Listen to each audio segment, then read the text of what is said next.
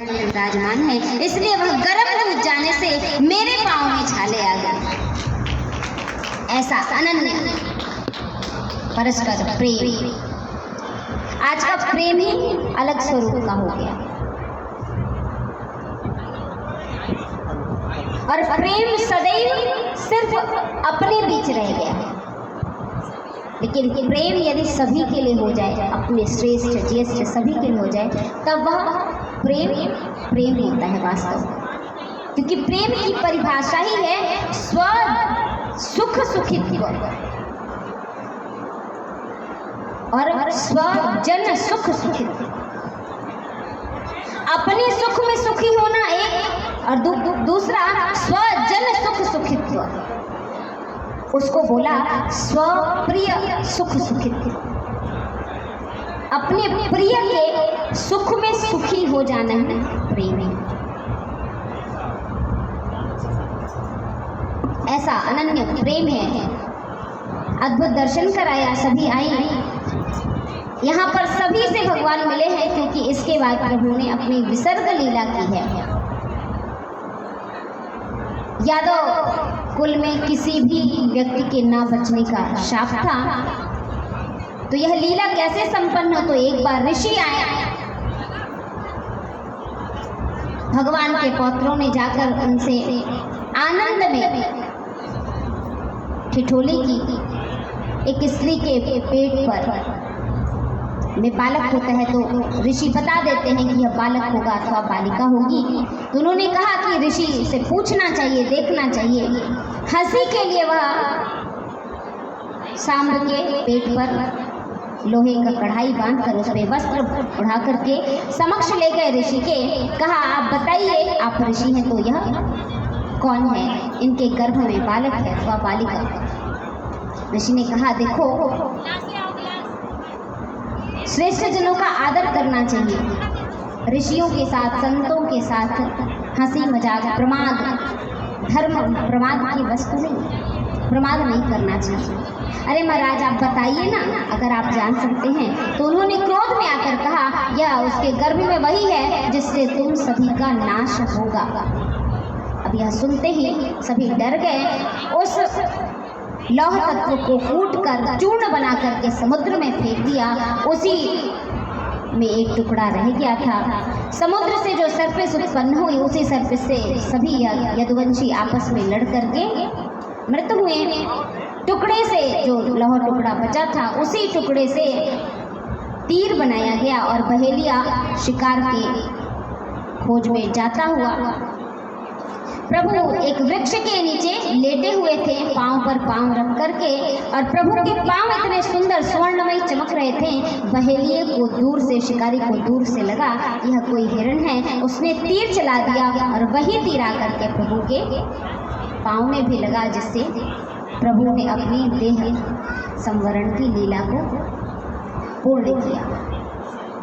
इस प्रकार आगे यह कथा सुन रहे थे परीक्षित जब सुने कि प्रभु ने लीला पूर्ण की, और लीला पूर्ण से ही कथा को विश्राम दिया जा रहा है। आगे पूछा शुकदेव जी ने कि अब आपको कोई मृत्यु का भय तो नहीं है? उन्होंने कहा, नहीं महाराज, अब कोई मृत्यु का भय नहीं है, क्योंकि यह शरीर क्या है और यह आत्मा क्या है, इसमें मैं अंतर समझ चुका हूँ। और उन्होंने योग के द्वारा अपने शरीर का वहीं पर त्याग किया, और उनके शरीर से जो दिव्य ज्योति निकली वह जाकर प्रभु में मिली, और उनके शरीर को तक्षक ने डसा, और इस प्रकार परीक्षित का शाप भी पूर्ण हुआ। यह कथा ऐसी है जो भय से मुक्त करने वाली है और आत्मा और शरीर को भिन्न करने वाली है। क्योंकि हम सभी देह को ही स्वयं की आत्मा अर्थात मैं हूँ ऐसा समझ लेते हैं, और देह पर आने वाले सुख दुख को अपना सुख दुख मान बैठकर उसमें हम खुश होते या दुखी होते हैं। द्वापर लीला के बाद कलयुग वर्णन है। कलयुग में अनेकानेक गुण हैं और दुर्गुण हैं। गुण ये कि लोग अपने आप में खुश रहना, सुखी रहना, सिर्फ स्वयं के बारे में सोचना प्रारंभ कर दिए। और दुर्गुण ये कि इसी कारण वह धर्म से दूर होते गए। लेकिन एक सबसे बड़ा गुण जिसके कारण परीक्षित ने उन्हें अपने राज्य में स्थान दिया रहने के लिए पांच, वह यह कि प्रभु के नाम मात्र लेने से कलयुग में लोगों का उद्धार हो जाएगा। यह उसका सबसे बड़ा गुण था। जहाँ लोगों को यज्ञ करने पड़ते थे, और यज्ञ में भी जब हम यज्ञ करते हैं ना, तो उसकी एक एक छोटी छोटी तैयारियां होती हैं। पहले यज्ञ होता था तो उसमें हवन में पड़ने वाला चावल है, उसको बिनना है, धूप दिखाना है, तिल है उसको साफ करना है, सभी कार्य, लकड़ी लाना है तो देखना है कि कोई जीव हत्या ना हो, उसको भी सुखा करके फिर प्रयुक्त करना है। ये सारे जो विचार थे जिसमें हिंसा ना हो पाए, यह व्यक्ति ध्यान रखता था, फिर भी उसको वह लाभ नहीं मिल पाता था। तो आज तो भैया यज्ञ होता है, सारे कार्य होते हैं, और किस प्रकार कि पंडित जी से ही पूछा कि कैसे कैसे होगा, क्या क्या सामग्री लगेगी। महाराज ये सामग्री लगेगी। ठीक है पंडित जी, तो कहाँ लेने जाएंगे? मिल जाएगा दुकान पे, नहीं मिलेगा तो बताइएगा। अब पंडित जी कह दिए कि नहीं मिलेगा तो बताइएगा। उन्होंने कहा कि बताइएगा, तो अब पंडित जी तो हम कहाँ जाएंगे, भटकेंगे, आप स्वयं लेते आइए। इतना बड़ा भेद कलयुग। वहाँ सारी तैयारी अपने से, जब हम एक एक तैयारी करते हैं ना, तो उसमें ध्यान रहता है कि ये हम अपने प्रभु के कार्य के निमित्त कर रहे हैं, तो उसी क्षण वह होने वाला जो यज्ञ है उसका फल आपको प्राप्त होने लगता है। तो कार्य में प्रवेश होने की बात ही क्या। तो कलयुग में सिर्फ और सिर्फ प्रभु का नाम लेने से सभी लोग तरेंगे, इसलिए कलयुग केवल नाम आधारा। और हरेर नाम केवलम कलौ नास्त्येव गतिरन्यथा। अन्य कोई उपाय नहीं है, इसलिए प्रभु नाम संकीर्तन किया जाए, सिर्फ यह श्रेष्ठ उपाय है। आगे कहा जाता है कि अंतिम दिवस संपूर्ण कथा जो न सुन पाया हो उसको भी सुनना चाहिए, ताकि सभी कथाओं के बारे में पता लग जाए। हमने कथा प्रारंभ की थी महात्म्य से, महात्म्य में श्रवण किया किसकी कथा? धुंधकारी, गोकर्ण, धुंधली, आत्मदेव। नियम विधि जानी, महाभारत की कथा सुनी, कुंती के बारे में जाना, भीष्म पितामह की प्रतिज्ञा के बारे में जाना, भीष्म पितामह पर कृपा के बारे में जाना, अश्वत्थामा के बारे में जाना, महाभारत युद्ध, धर्म अधर्म के युद्ध को जाना, कपिल अवतार देखा, कपिल गीता का उपदेश सुना, किस प्रकार सृष्टि प्रारंभ हुई यह जाना। उसी में सती जी के भी बारे में श्रवण किया, उनके जो आहुति, देवहूति, प्रसूति, प्रियव्रत, उत्तानपाद हुए, इन सभी के वंश को जाना, जिसमें मुख्यतया हमने उत्तानपाद के पुत्र ध्रुव के बारे में जाना। उसके बाद प्रियव्रत के वंश में जाना, प्राचीन वही का उपदेश सुना, जिसको पुरंजनोपाख्यान के नाम से जानते हैं, पुरंजनोपाख्यान सुना, अजामिल की कथा सुनी।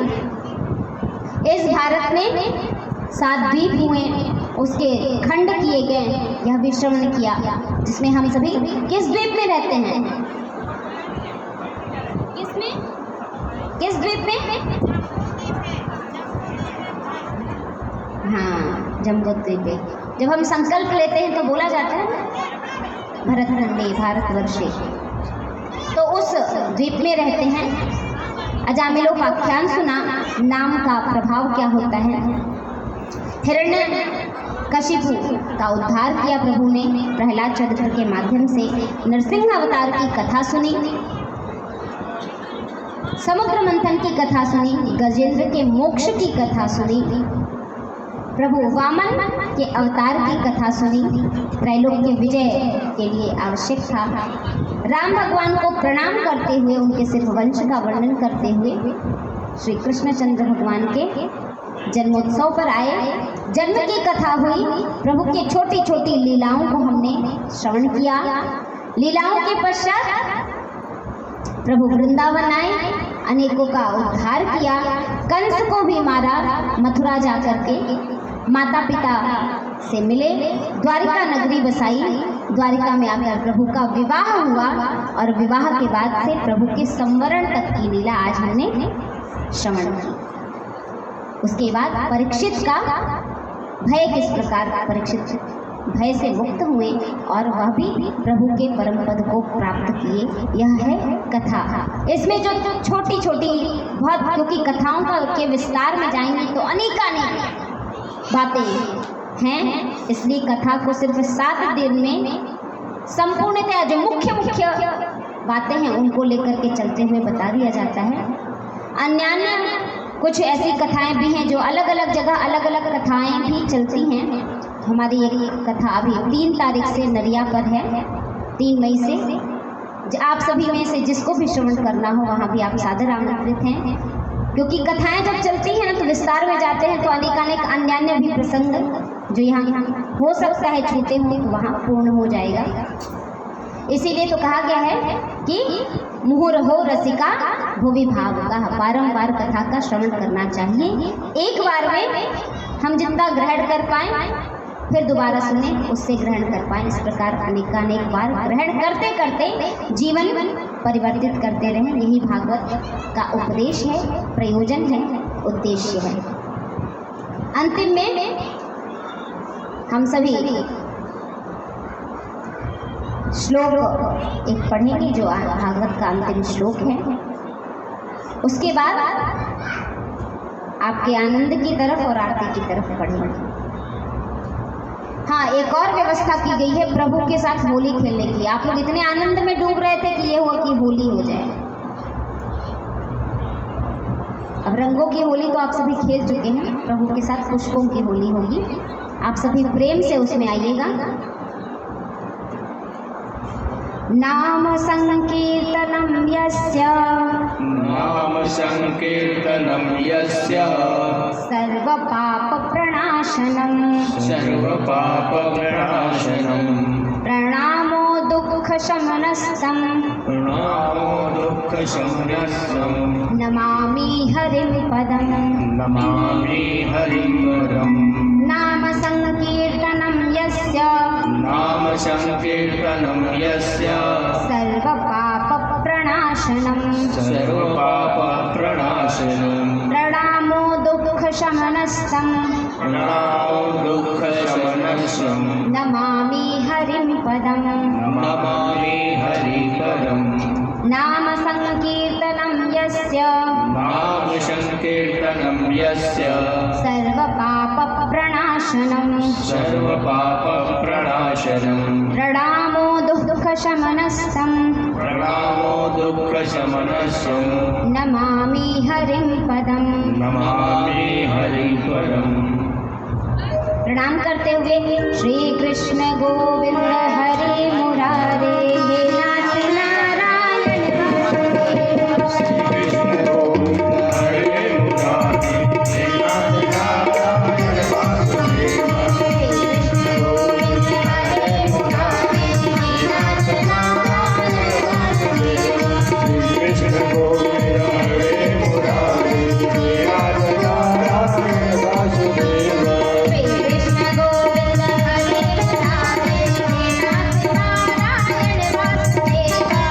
कृष्ण गोविंद हरे मुरारे, हे नाथ नारायण वासुदेव। कृष्ण गोविंद हरे मुरारे, हे नाथ नारायण वासुदेव।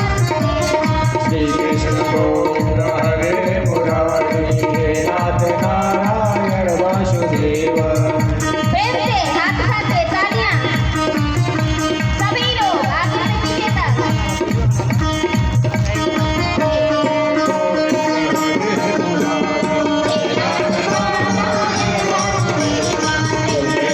हरे मुरारे, हे नाथ नारायण वासुदेव। हरे मुरारे, हे नाथ नारायण वासुदेव। श्री कृष्ण गोविंद हरे मुरारे, हे नाथ नारायण वासुदेव। हे नाथ नारायण वासुदेव, नाथ नारायण वासुदेव।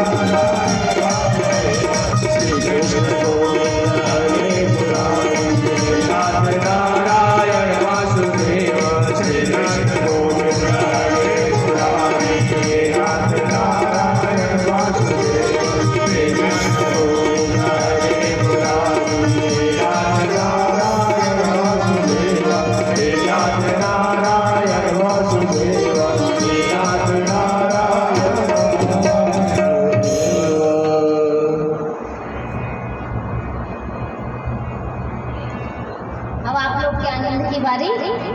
भैया होली खिलाएंगे, आप सभी को खेलना है भगवान के साथ। उसको कर दीजिए। जाओ जाओ। और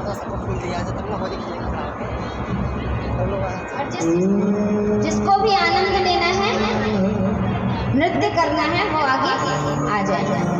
आइए हम लोग कन्हैया के घर चल के होली खेलते हैं, भगवान के साथ होली।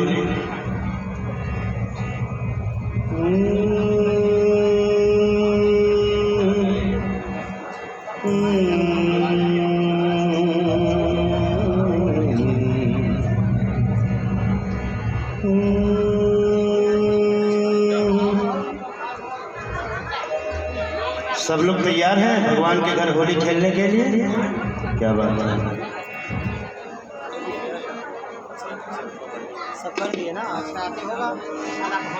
हरे कन्हैया घरे चलो गुइया,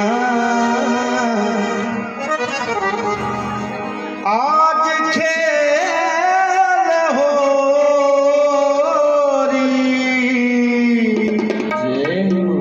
गोपियाँ भगवान के घर जा रही है होली खेलने।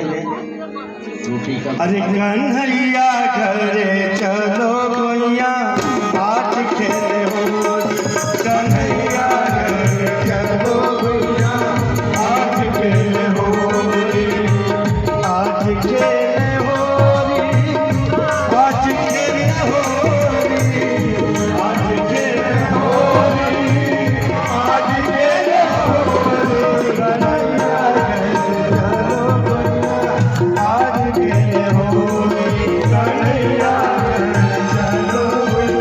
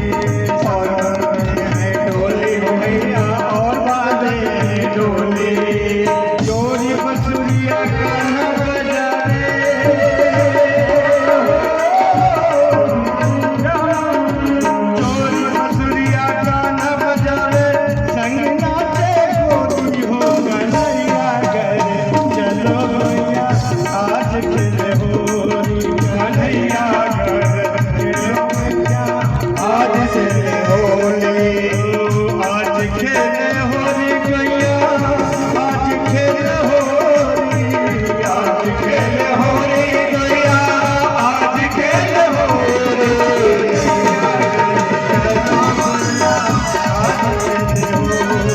कन्हैया घर चलो गैया आज खेले होली कन्हैया घर चलो गैया आज खेले होली कन्हैया घर चलो गैया आज खेले होली कन्हैया घर चलो गैया आज खेले होली कन्हैया घर चलो गैया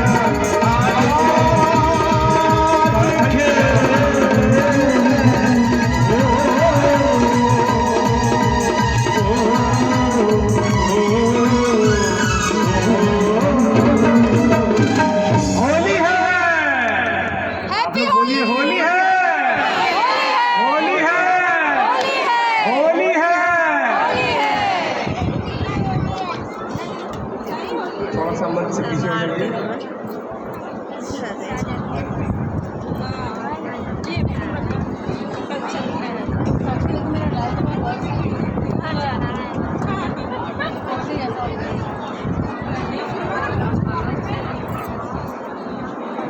आइए अब हम सब भाव से आरती करेंगे सब मिलजुल करके सभी लोग अपने स्थान पर खड़े हो जाइए जो लोग बैठे हैं आज का जो मुख्य प्रसाद है वो चावल का प्रसाद है तो जो लोग चावल लाए हो चाह दिए होंगे जो लोग नहीं चढ़ाए हो चाह दीजिए आज दीदी के हाथ से आप सब लोगों को चावल का प्रसाद प्राप्त होगा सबसे निवेदन है कि आज का जो मूल प्रसाद है मेन प्रसाद है मुख्यतः जो प्रसाद है वो अवश्य लेकर के जाए चावल का प्रसाद है सबसे निवेदन है